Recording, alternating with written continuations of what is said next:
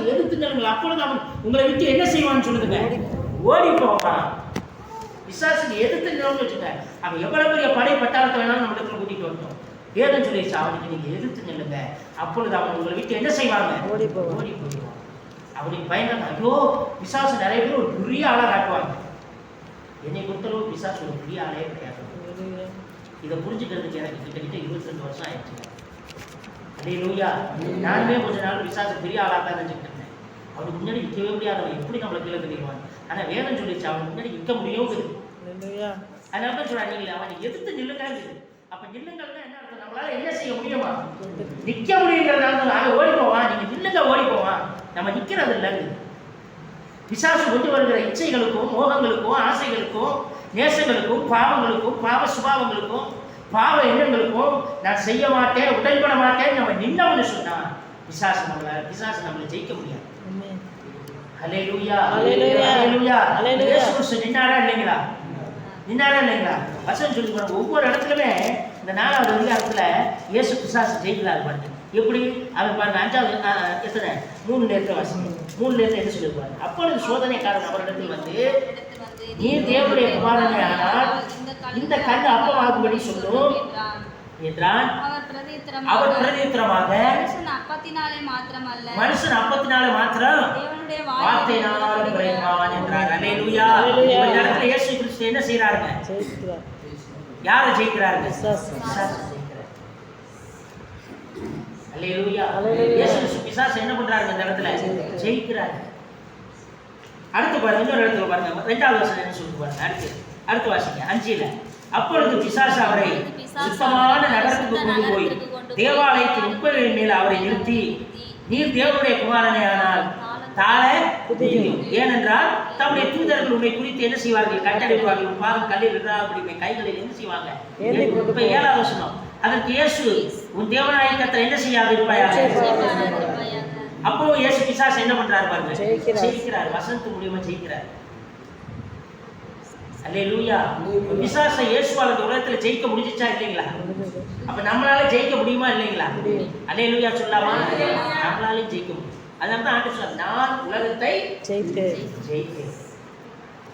நான் இந்த உலகத்தை ஜெயித்தேன். உலகத்துல உங்களுக்கு போராட்டம் இருக்குதாப்பா. அட அங்க பாருங்க, இந்த சத்தியத்தெல்லாம் விளங்கிக்கிறதுக்கு எனக்கு 22 வருஷம் ஆயிடுச்சு. சத்தியத்தை விளங்கிக்கிறதுக்கு 22 வருஷம் ஆயிடுச்சு. இன்னைக்கு ஆண்டவர் பேசுறாரு பாருங்க. பிசாசு ஒரு பெரிய ஆளாக நினைச்சிட்டு இருந்தோம் இல்லைங்களா? அது ஒரு பெரிய ஆளுங்கிறத, அது ஒரு பெரிய ஆள் இல்லைங்கிறது 22 வருஷம் ஆயிருக்கு பாருங்க. நான் விளங்கிக்கிறேன். அல்லேலூயா, அல்லேலூயா.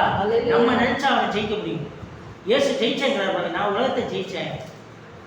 இந்த உலகம் அவனுடைய கையில இருக்குது. அந்த உலகத்தின்படியாக தான் நம்மளை தாக்க வருவான். நம்ம பரிசுத்தத்துல நின்னவனை வச்சுக்கோங்க. ஒளிக்கும் இருளுக்கும் சம்பந்தம். அப்போ ஒளி வந்துருச்சா இருள என்ன செஞ்சு போயிடும். ஒரு அல்லேலூயா சொல்லுங்களேன். நம்ம ஒளியில நிமித்தம் நிக்கணும். ஒளியை தரித்து கொண்டு நீங்கள், அதனால ஒளியை வஸ்திரமாய் தரித்துக் கொள்ளுங்கள். அவருடைய ஒளியை வஸ்திரமாய் என்ன பண்ணுங்க, தரித்துக் கொள்ளுங்க. கீழே வசனம் சொல்லுவாங்க, இருளில் இருக்கிற ஜனங்கள் என்ன பண்ணாங்களா, வெளிச்சத்தை கண்டார்கள். என்ன சொல்லுது அந்த வசனம் பாருங்க. இருளில் இருக்கிற ஜனங்கள், 15வது வசனம், இருளில் இருக்கிற ஜனங்கள் பெரிய வெளிச்சத்தை கண்டார்கள்.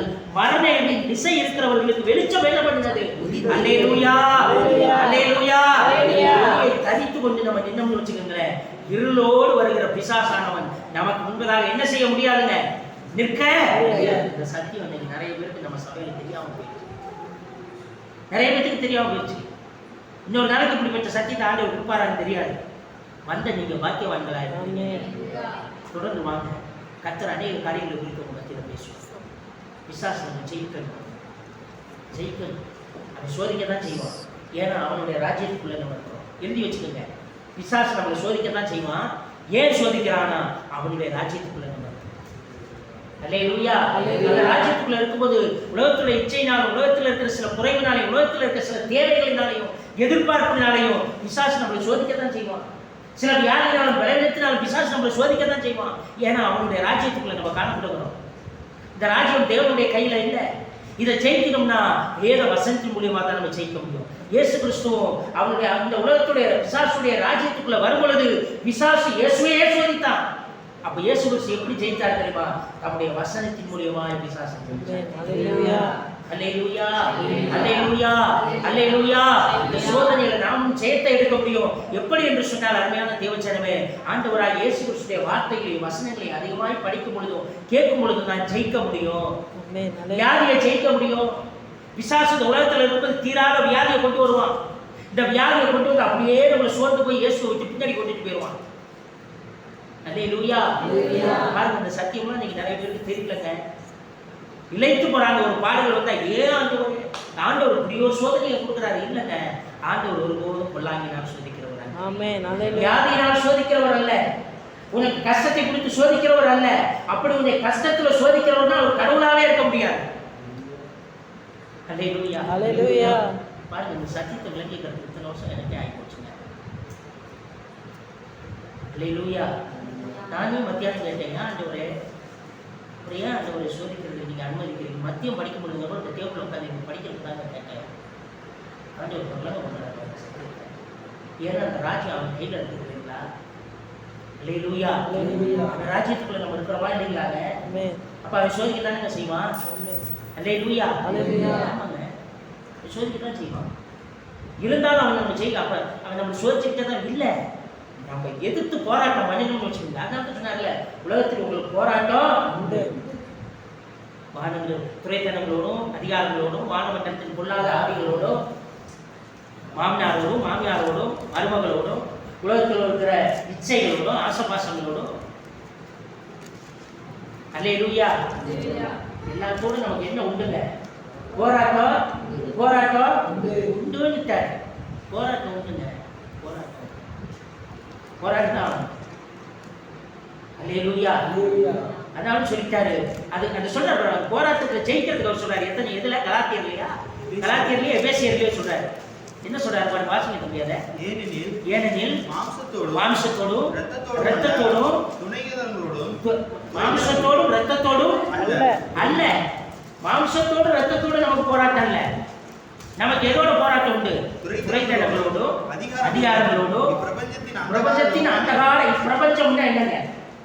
பிரபஞ்சம் என்ன? இந்த உலகத்துடைய பிரபஞ்சத்தின் அந்த அந்தகார லோகாதிபதி. இந்த லோகத்துடைய அதிபதி.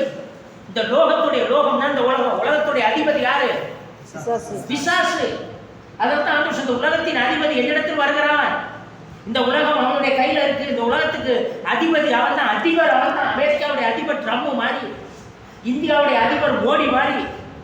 இந்த உலகத்துடைய அதிபதி யாருங்க? பிசாசு. அந்த பிசாசு என்னிடத்தில் வருகிறான். அவனுக்கு என்னிடத்துல ஒன்றோ இல்லை. இயேசு சொன்னாரா இல்லைங்களாங்க? அப்ப இந்த உலகத்துல நமக்கு என்ன உண்டு? போராட்டம். போராட்டம் பாருங்க சொல்றாரு. வாசிங்க தம்பி. அந்த காலத்துல வாசிங்க. லோகத்து பிரபஞ்சத்தின் அந்த கால லோகாதிபதியோடும் வானமண்டலத்தின் பொல்லாத ஆவிகளோடும் சேனைகளோடும் நமக்கு என்ன உண்டு? போராட்டம் உண்டு. ஆகையால் சோதனை வருகிற காலங்களில் நீங்கள் அவைகளை என்ன பண்ணுங்கிறாரு? பிரதர் கேளுங்க. சோதனை வரும் பொழுது நம்ம சோர்ந்து போய் உட்காந்துடக்கூடாது. ஆண்டவரே ஆண்டவரே நீ சோதிக்கிறாரு. ஆண்டவர் சோதிக்க மாட்டாரு. இதெல்லாம் ஞாயிற்றுக்கிழமை பண்ணோம்னா புத்தகம் பண்ணோம்னா எல்லாருக்கும் அந்த தெய்வ நோக்கம், அந்த சத்தியம் எல்லாருக்கும் தெரியக்கூடாது. ஆண்டவர் மறைச்சிட்டு வரக்கூடாது. இந்த சத்தியம் எல்லாருக்கும் தெரியக்கூடாது. ஆண்டவர் மறைச்சிட்டாரு போல. அதனால தான் இந்த இரவு வேலையில் ஆண்டவர் பேசுறாரு பாரு. சூத்திரம் எனக்கு ஜப குறிப்பு கூட எடுக்க முடியாது. அல்லேலூயா. பாருங்க, ஆண்டவர் சொல்றாரு, நீங்க இந்த சோதனை காலங்களை நீங்க ஜெயிக்கும்படி சகலத்தையும் செய்து முடிக்கிறவராய் இந்த சோதனையை நீங்க ஜெயித்து சகலத்தையும் செய்து முடித்து நிற்கிறவர்களாய் இருக்கும்படி. அப்ப பாருங்க, நீங்க ஜெயித்து இருக்கும்படி, நீங்க ஜெயிக்கணும்னா ஜெயிச்சு முடிச்சு நீங்க நிக்கணும், ஜெயம் பெற்று நிற்கும்படி. அப்ப நம்மளால ஜெயிக்க முடியுமா? முடியாதுங்களா? விசுவாசம் ஜெயிக்க முடியும். நீங்கள் ஜெயம் பெற்று நிற்கும்படி இருக்கும்படி தேவனுடைய சர்வாயுத வர்க்கத்தை என்ன பண்ணுங்க? இப்ப என்னென்ன ஒரு பட்டியல் போடுறாரு பாருங்க. என்னென்ன தம்பி? ஃபர்ஸ்ட் சொல்றாரு, உங்களுக்குள்ள என்ன இருக்கணும்? இயேசுக்குள்ள சத்தியம் இருந்தபடினாலதான் பிசாசு இயேசு கிறிஸ்து உலகத்துல ஜெயித்தார். அல்லேலூயா. நமக்குள்ள சத்தியம் இல்லைன்னா பிசாசு ஈஸியா நம்மளை தூக்கிட்டு போயிடுவான். ஈஸியா இடறி போயிடுவோம். ஈஸியா கெட்ட வார்த்தை பேசிடுவோம். ஈஸியா ஒரு பொண்ணு மேல எச்சப்படுவோம். ஈஸியா ஒரு பையன் மேல எச்சப்படுவோம். ஈஸியா இந்த உலகத்துல பாவத்துக்குள்ள விழுந்துருவோம். ஈஸியா வெத்தலை பார்த்து போட்டுருவோம். ஈஸியா சினிமா பார்த்து ஈஸியா ஒரு விபச்சாரத்தில் விழுந்துருவோம். சத்தியம் நமக்குள்ள இல்லைன்னு சொன்னா வேதம் போன ஞாயிற்றுக்கிழமை பார்த்த பாருங்க, அவர்கள் தேவனார்கள் இந்த வேதம் அவர்களுடைய இருதயத்தில் இருக்கிறபடினால அவர்களுடைய நடைகளில் ஒன்றும் என்ன செய்வதில்லைங்க, பிசகுவதில்லை. சத்தியம் உள்ள எடுத்துச்சுன்னு வச்சுக்கோங்க, நம்ம நடையில ஒன்றும் பிசகாதுங்க. நிறைய பேத்துக்குள்ள சத்தியம் இல்லாதனால தான் நம்ம கீழே உழுந்து எழுந்திருக்கிறோம். விழுந்து எழுந்திருப்பது கிறிஸ்தவ ஜீவியம் அல்ல, நிற்பதுதான் கிறிஸ்தவ ஜீவியம். அல்லேலூயா, அல்லேலூயா, அல்லேலூயா. நானும் ஆண்டவருக்காய் நிக்கணும்னு ஆண்டவர் சுத்தம் கொள்றார், விருப்பம் கொள்றார். எத்தனை பேர் நிக்கிறதுக்கு ரெடியா இருக்கிறோம்? அல்லேலூயா, அல்லேலூயா, அல்லேலூயா. கர்த்தருடைய பிள்ளைங்க நிக்கணும். ஒரு சின்ன இச்சையில விழுந்துடக்கூடாது. வாலிப நாட்கள்ல பிசாசு இச்சையை தான் கொண்டு வருவான். ஒரு பொண்ணு மேல இச்சையை கொண்டு வருவான், ஒரு பையன் மேல இச்சையை கொண்டு வருவான், உலகத்தில் இருக்கிற மற்ற பொருட்கள் மீது இச்சையை கொண்டு வருவான், தாமேலே தனக்கு ஒரு இச்சையை கொண்டுட்டு வருவான். நம்ம அழகா இருக்கிறமான்னு பார்க்கணுங்கிற ஒரு இச்சையை கொண்டுட்டு வருவான். தன்னை அழகுபடுத்திக்கிறதுக்கு கண்டது கர்மாந்தரத்தை வாங்குற ஒரு இச்சையை கொண்டு வருவான். அதெல்லாம் இச்சை, தன்னை அழகுபடுத்துறதே ஒரு இச்சை. அல்லேலூயா, அல்லேலூயா. நிறைய பேர் தலைக்கு டை அடிக்கிறாங்க, இச்சை. அல்லேலூயா, அல்லேலூயா. நிறைய பேர் தோல் சுருங்காம இருக்கிறதுக்கு என்னென்னமோ போடுறாங்க, இச்சை. தன் சரீரத்தின் மீது இச்சை. இதெல்லாம் பிசாசுடைய, பிசாசு கொண்டு வருவான். ஞாயிற்றுக்கிழமை பார்த்தோம் பாருங்க, தன்னைத்தானே என்ன பண்ணிருந்தாங்க, வெறுக்கணும். ஞாயிற்றுக்கிழமை பார்த்தோமா இல்லைங்களா? வெறுக்கிறதுனா என்னன்னு கூட பார்த்தோம். ஒன்றைக்கு தான் முடிச்சுட்டு கொடுத்தோம். அந்த பிரசவங்களாம் இந்த வாரம் மத்திய சாப்பாடு கொடுத்துருந்தாங்க. அல்லேலூயா சொல்லுங்க, அக்கம் பக்கம் இருக்கிறவங்களுக்குலாம் இந்த வாரம் மத்தியானம் சாப்பாடு உண்டு ஞாயிற்றுக்கிழமை. அல்லேலூயா. ஆக கர்த்தருடைய பிள்ளைங்க, நம்ம பிசாசை என்ன செய்யணுமா? ஜெயிக்கணும். ஜெயிக்கணும்னா நமக்குள்ள என்ன இருக்கணுங்க? சத்தியம். அதனால சத்தியத்தை நம்ம உள்ள வச்சுக்கணும்.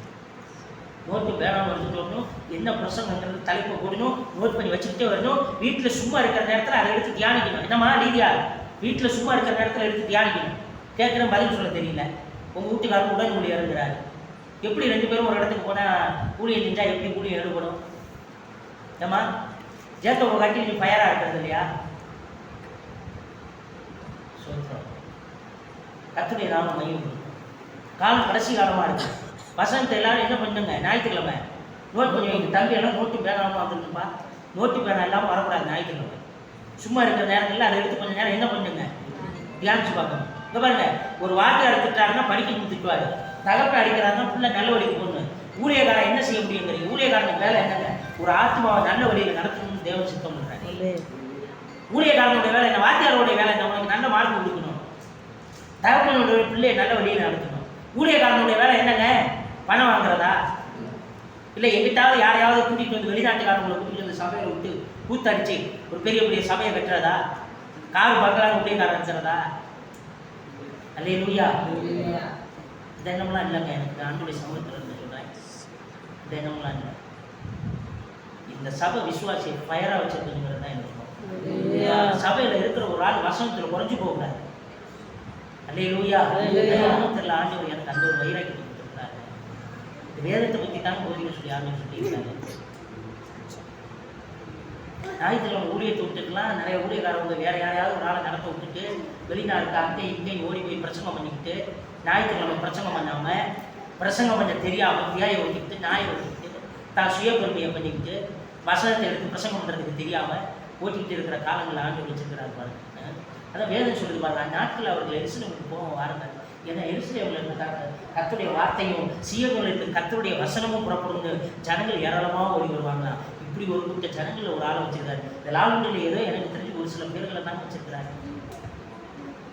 நாங்களும் போயிட்டோம்னா சத்தியம் கிடைக்காது போல இருக்கு. லால்குண்டியில் அரசியல்வாதிகள்லாம் சமூக ஆர்வம் கூத்தடிச்சுட்டு இருக்கிறாங்க. அல்லேலூயா. இந்த சபையில் இருக்கிறவங்க சத்தியத்தை அறிஞ்சுக்கணும். படிக்க தெரியாத ஒரு ஆள் கூட ஒரு ஆளுக்கிட்ட சத்தியத்தை எடுத்து சொல்லணும். அவளுக்கு தெரியாதானே உங்களுக்கு சொல்லிக் கொடுக்குறேன். யாருக்காவது சத்தியத்தை புரியாத விதத்தில் சொல்கிறேன் நான். அல்லேலூயா. பாருங்க, யாராவது கடவுளை என்னை சோதிக்கிறாருன்னா உங்களுக்கு இப்போ சொல்ல தெரியுமா தெரியாதுங்களா? இப்போ எத்தனை பேர் சொல்லுவீங்க? ஆண்டவர் நம்மளை சோதிக்கலைங்கிறத எத்தனை பேர் சொல்லுவோம்? பிசாசு தான் நம்மளை சோதிக்கிறான். ஏன் அவன் நம்மளை சோதிக்கிறான்? இந்த உலகம் அவன் கையில் நம்ம கொடுத்துருக்கிறது. ஒரு காலத்தை அவனுக்கு ஆண்டவர் வச்சிருக்கிறாரு. அந்த காலம் வரைக்கும் அவன் நம்மளை சோதிப்பான். நம்மளால சொல்ல முடியுமா? முடியாதுங்களா? இதைத்தாங்க நான் விரும்புகிற ஒரு ஊழியக்காரன். இதைத்தாங்க விரும்பணும், இதுதான் விரும்பணும். அல்லேலூயா. எல்லாரும் நோட்டுக்கு வேணாமா வரணும். ஞாயிற்றுக்கிழமை அந்த வாரம் பார்ப்பேன் கண்ணை கொண்டு. அல்லேலூயா. சபை நிரம்புதோ இல்லையோ, 2 விசுவாசியாக இருந்தாலும் 2 விசுவாசிகளார வசனம் நிரம்பி இருக்கணும். ஏன் தெரியுமா? வசனம் உள்ள இருந்தான்னா இந்த உலகத்துல இருக்க அதிபதியை நம்ம என்ன செய்ய முடியும்? ஜெயிக்க முடியும். பாவத்தை ஜெயிக்க முடியும், இச்சைகளை ஜெயிக்க முடியும். அல்லேலூயா, அல்லேலூயா. கர்த்தருடைய பிள்ளைங்க வசனத்துக்கு நிறைய முக்கியம். இயேசு கிறிஸ்து எப்படி ஜெயிச்சார் பாருங்க. அந்த அர்த்தம் முதல் வசனமே சொல்லுது, சத்தியம் என்னும் கச்சையை என்ன பண்ணுங்க? உங்கள் அறையில இடுப்புல கட்டி கொள்ளுங்க. பெல்ட் போல, அரணாக்கை போல. அல்லேலூயா. நாடாவை போல, புடவையை போல உங்க இடுப்புல சத்தியத்தை எந்த நேரம் நீங்க சொல்லி இருக்கும். அல்லேலூயா. சத்தியம் இருக்கு. அதனால ஏன்னு சொன்னா இந்த சத்தியம் தான் பிசாசை என்ன செய்ய முடியும்? சோதனையிலிருந்து, பிசாசு கொண்டு வர சோதனையிலிருந்து நம்ம நின்று ஜெயிப்பதற்கு உதவி செய்யக்கூடிய ஆயுதம் எது தெரியுமா? அல்லேலூயா, அல்லேலூயா, அல்லேலூயா. சோதனையை நம்ம ஜெயிப்போம், ஜெயிக்க முடியும். சோதிக்கிறவன் சோதிக்க வரதான் செய்வான். அந்த சோதனையில சத்தியத்தை முடிச்சுட்டு நீங்க நிற்க, சோதனையையும் ஜெயிக்கலாம், பிசாசையும் நம்மளால ஜெயிக்கலாம். அல்லேலூயா, அல்லேலூயா. நாம வழிபடுவோமா? இருந்தபோது ஒரு 5 நிமிஷம் ஒரு சில ஜெப குறிப்புக்காய் தேவ சமூகத்துல நம்ம ஒப்பு கொடுத்து ஜெபிப்போம். அல்லேலூயா.